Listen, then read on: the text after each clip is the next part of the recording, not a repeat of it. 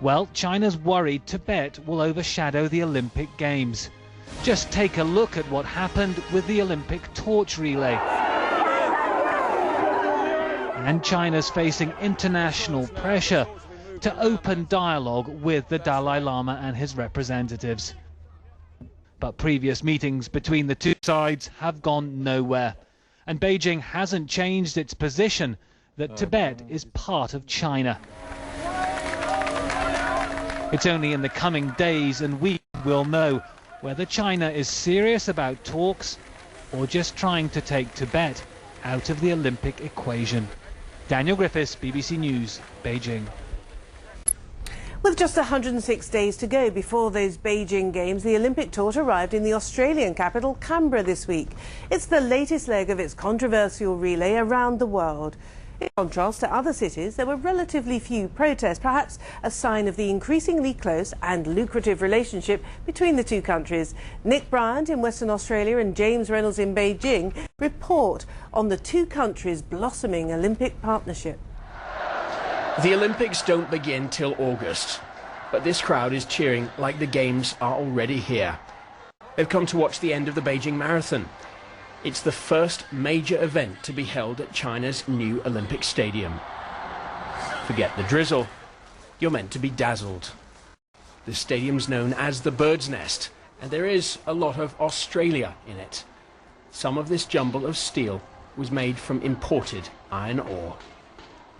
China has huge ambitions, but here's its problem.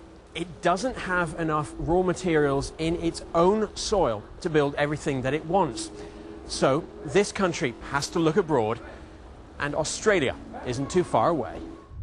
Part of the reason Australia was dubbed the lucky country was not because of its blue skies or golden beaches, but the giant holes carved from its landscape where its vast mineral resources are mined.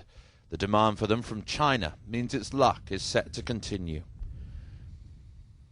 This is the Pilbara in Western Australia, where the Anglo-Australian mining giant Rio Tinto is part of what feels like a modern-day gold rush.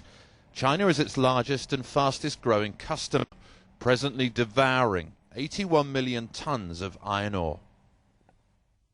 Rio Tinto plans to double its production over the next 5 years to meet the growing demand from China. And to give you a sense of that, right now, a train full of iron ore leaves one of its mines every single hour, and the trains are over a mile long.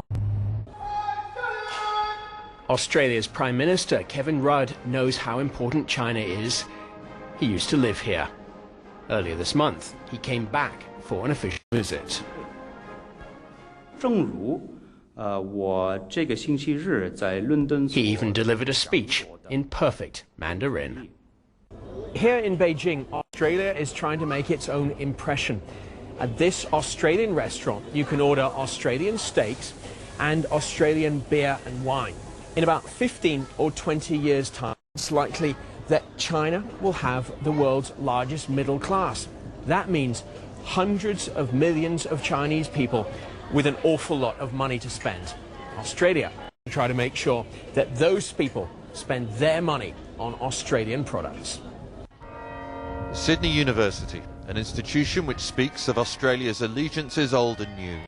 Its recent influx of Chinese students helps keep it afloat. An eighth of its student body comes from China. So Australia faces a tricky and ever more precarious balancing act, weighing the competing diplomatic demands of its closest military ally, America, and a country that's just become its single largest trading partner, China. Ships off Western Australia waiting to carry iron ore to China. Its growth gives Australia a measure of protection from the global slowdown, but it also highlights Canberra's dilemma over Chinese human rights. To what extent should it follow its conscience? To what extent should it follow the money? Nick Bryant, BBC News, Western Australia. That's all from this week. Do join us again at the same time next week. But from me, Martine Dennis, it's goodbye for now.